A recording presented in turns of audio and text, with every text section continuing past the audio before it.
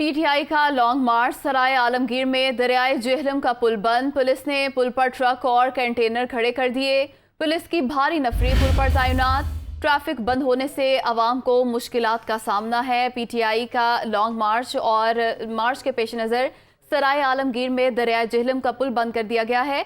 Police ने पुल पर truck और कंटेनर खड़े कर दिए। पुलिस की भारी नफरी भी पुल पर तैनात की गई है और ट्रैफिक बंद होने की वजह से आवाम को मुश्किलात का सामना है।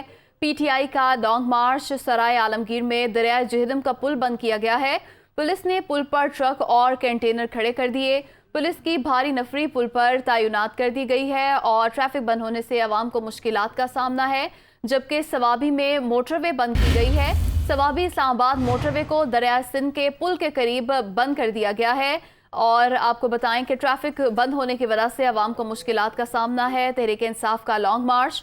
सवाबी में मोटरवे बंद। सवाबी इस्लामाबाद मोटरवे को दरिया सिंध के पुल के करीब बंद किया गया है और ट्रैफिक बंद होने की वजह से लोगों को शदीद मुश्किलात का सामना करना पड़ रहा है। तहरीक इंसाफ का लॉन्ग मार्च और मार्च के पेश नज़र सवाबी में मोटरवे को बंद कर दिया गया है।